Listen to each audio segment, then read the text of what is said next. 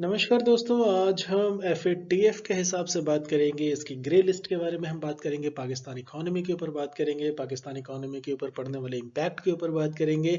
अगर हम पाकिस्तान की इकोनॉमी की बात करें तो जिस तरह से खस्ता हाल हो गई है, जिस तरीके से उस पे कर्जा बढ़ा है, जिस तरीके चाइना से उन्होंने एक तरीके से बहुत ज़्यादा पैसे ले लिए हैं, चाइना का वर्चस्व बढ़ा दिया है, जिस तरीके से इसको कहते हैं कि पाकिस्तान इकोनॉमी एक तरीके से गिरवी रखने की कगार पे आ गई है, जिस तरीके से उनके प्राइम मिनिस्टर इमरान खान को जो है मलेशिया जाना पड़ा था। जब शुरुआत में जब उन्होंने शपथ ली थी उसके बाद यूएई के पास जाना पड़ा था, किस तरीके से उनके जनरल को सऊदी प्रिंस ने मिलने तक से मना कर दिया था।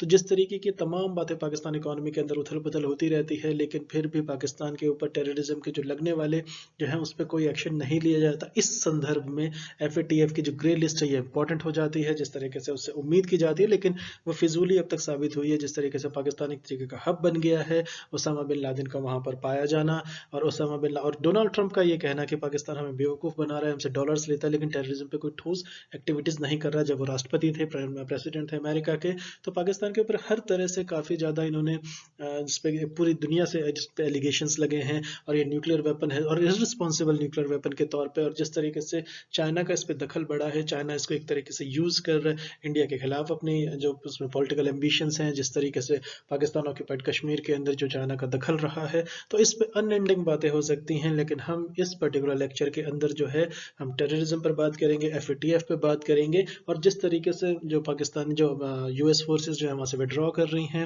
अफगानिस्तान से, तो उसके मद्देनज़र जो है कि आने वाले बलूचिस्तान में जो पाकिस्तान की जो ह्यूमन एट्रोसिटीज़ के ऊपर जो केसेस हैं, जो इस तरीके के ह्यूमन राइट्स के वायलेशंस हो रहे हैं। हम 1971 में जब इंडिया जब बांग्लादेश उसमें इंडिया इंडो बांग्ला इंडो जब बांग्लादेश आज़ाद हुआ था, तो इंडो पाक वॉर 1971 के अंदर जो है हमने देखा था कि किस तरीके से ह्यूमन राइट वायलेशन से छोड़ दीजिए मैसिव पैमाने पे स्टेट स्पॉन्सर्ड नरसंहार हुआ था।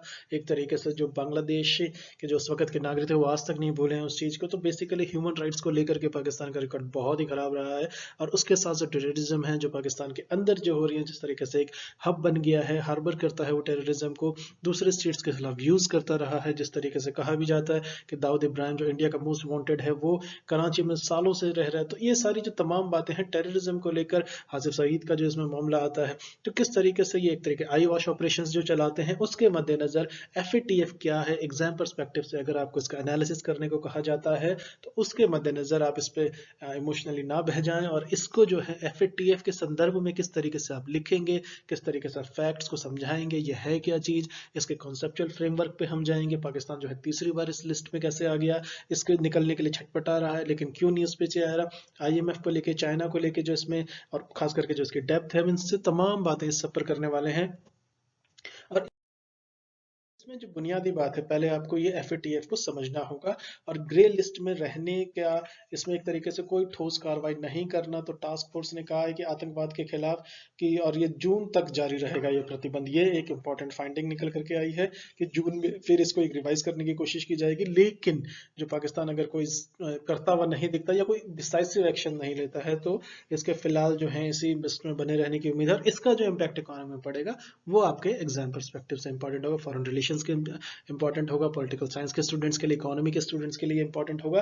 तो अगर हम बात करें तो financial action task force FATF को कहा जाता है। मैं फिर से बोलता हूं, फाइनेंशियल एक्शन टास्क फोर्स ने पाकिस्तान को जो है ग्रे लिस्ट में ही रखने पर एक तरीके से फिर से मोहर लगा दी है। तो ये तीसरी बार ऐसा हुआ है। तो फ्रांस की राजधानी जो है वहां पेरिस में एक वर्चुअल मीटिंग हुई है इसके ऊपर, और इसके बाद ये फैसला लिया गया है। तो आपको ये याद रखना होगा कि कहां पर ये वर्चुअल मीटिंग हुई है, तो ये राजधानी फ्रांस की राजधानी पेरिस में ये वर्चुअल मीटिंग हुई है, और वहां ये फैसला लिया गया है कि पाकिस्तान को फिलहाल जो है ग्रे लिस्ट पर रखा जाए। और इसमें जो है पाकिस्तानी जो सरकार है वो निर्धारित समय सीमा में जो आतंकवाद के खिलाफ जो 27 में से, ये इंपॉर्टेंट है अगेन एग्जाम पर्सपेक्टिव से, कि 27 में से 3 एजेंडे को जो एजेंडाज हैं उसके अंदर जो सेट किए गए हैं उनको पूरा करने में विफल रहा है। और जिसके साथ ये कहा गया है कि इसके साथ ही जो है संयुक्त राष्ट्र यानी यूनाइटेड नेशंस के जो प्रतिबंधित आतंकवादियों के खिलाफ भी उसने कोई ठोस कार्रवाई नहीं की है। ये फाइंडिंग्स बहुत इंपॉर्टेंट है, आपको लिखनी चाहिए ये आंसर्स के अंदर। तो इसमें जो होगा, आतंकवाद के खिलाफ भी उसने कोई ठोस कार्रवाई नहीं की, ऐसा कहना है यूएन का। और इसमें से जो 27 में से 3 एजेंडे पूरा करने में ये विफल रहा है। तो ये इसकी मुख्य मुख्य बातें हैं। तो पेरिस के अंदर, जो फ्रांस की राजधानी पेरिस के अंदर जो फाइनेंशियल एक्शन टास्क फोर्स है, इसमें कितने मेंबर्स हैं? इसमें 38 मेंबर्स हैं, 38 मेंबर्स हैं। इसकी जो एक अहम मीटिंग है, ये एक तरीके से 21 फरवरी को शुरू हुई थी। और जो इसमें ये कहा यह गया था कि इस बात पर नजरें सभी की टिकी हुई थी, खास करके पाकिस्तान की टिकी हुई थी, कि वो टेरर फाइनेंसिंग पर नजर रखने वाली जो संस्था है, ये टेरर फंडिंग को लेकर के पाकिस्तान का रिकॉर्ड बहुत खराब रहा है, जो पाकिस्तान को ब्लैकलिस्ट करती है या उसे और कुछ वक्त देते हुए ग्रे लिस्ट में रखने का फैसला करती है। तो बहरहाल उम्मीदें यही थी कि ये शायद ब्लैकलिस्ट हो जाएगा, क्योंकि बहुत जिसको कहते हैं कि बहुत खराब, बहुत चिंता वाला रिकॉर्ड है रहा है। लेकिन जो यहाँ पर यह आता है कि तो उस वक्त ये ऑप्शन भी था कि क्या ये इसको और वक्त देती हैं, तो फिलहाल इसको वक्त दे दिया गया है, ग्रे लिस्ट में ही बरकरार रखने का जो है फैसला किया गया है। तो पाकिस्तान के ग्रे लिस्ट में बने रहने से दिक्कतें क्या होने वाली हैं, उसके इकोनॉमी को क्या परेशानी होनी है, हमारा जो मकसद है हम उसको सॉल्व जो हमारा जो ग्रे लिस्ट में होने के बाद इसकी इकोनॉमी पे क्या इम्पैक्ट पड़ेगा, तो वो आपके एक तरीके से जब आप आंसर्स को लिखेंगे, समझाएंगे, इंटरव्यू क्वेश्चंस में समझाएंगे, तो आपको उस पर एक अच्छी पकड़ होनी चाहिए। तो पाकिस्तान, जो फैक्ट यही है कि पाकिस्तान तीसरी बार ग्रे लिस्ट में है। तो पाकिस्तान 3 साल से जिसको कहते हैं कि ग्रे लिस्ट में है। 2018, ये फिर से कहता हूँ, 2018 में उसे इस लिस्ट में रखा गया था, यानी पहली बार जो है 2018 में रखा गया था। और इसके बाद जो है कि FATF ने जो है पिछले साल उसे 27 पॉइंट का एक प्रोग्राम सौंपा था। तो FATF ने एक 27 पॉइंट्स का एक प्रोग्राम सौंपा था। तो इसमें यह कहा गया था कि संगठन ने यह कहा था कि ना, FATF की बात कर रहा हूं मैं यहाँ पर, संगठन ने यह कहा था कि ना सिर्फ इन शर्तों को पूरा करना है, बल्कि इसके पुख्ता सबूत भी देने होंगे। तो दो था कि एक तो वो उस पर कार्रवाई करे, करता दिखे ना, कर एक्चुअली में करे, क्योंकि पाकिस्तान इज वेरी, जिसको कहते हैं, बहुत स्मार्ट रहा है। जिस तरीके से डोनाल्ड ट्रंप को ये जब कहना पड़ा था, तो उसका एक निकल सकता है इसमें लॉजिक। तो इसके बाद उसके पुख्ता सबूत भी देने होंगे। तो जो प्राइम मिनिस्टर इमरान खान की जो सरकार है, वहां पर एक तरीके से उस गवर्नमेंट के लिए चैलेंजेस, इकोनॉमिक फ्रंट में, टेररिज्म फ्रंट में, FATF में, ग्लोबली अनएंडिंग चैलेंजेस हैं। और उसमें जो इमरान खान की जो सरकार है, वो कार्रवाई से FATF जो है संतुष्ट नहीं है। ये बहुत इंपॉर्टेंट फाइंडिंग है इसकी, FATF को नहीं संतुष्ट कर पाए हैं वो। और पाकिस्तान जो है, इसमें जो है कि पहली बार जो पाकिस्तान को जो है कि 2012 में ग्रे लिस्ट में रखा गया था। और इसके बाद जो है, इसके बाद 3 साल के बाद जो है इसे 2015 में हटा लिया गया था। तो इस बार जो है 2018 से एक सीरीज बनी है, इसको लगातार रखा गया है। लेकिन पहली बार जो पाकिस्तान जब आया था, तो वो 2012 में था।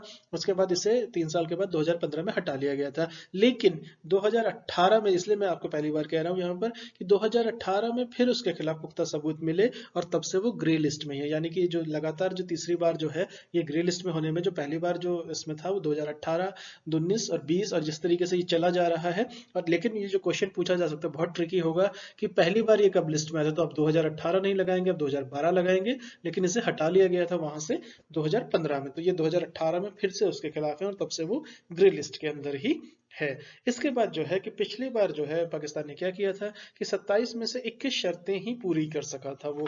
तो 27 में से जब 21 शर्तें पूरी की थी, तो इसमें एक चीज मैं आपको और बताता चलूं, जो FATF की कई बार ये पर्सन से न्यूज में ये पूछा जा सकता है। FATF के जो चेयरमैन है मार्कस पेलर, मार्कस पेलर के मुताबिक जो है, उन्होंने जो कहा है, पाकिस्तान को जो है टेरर फंडिंग की जांच करने की जरूरत है।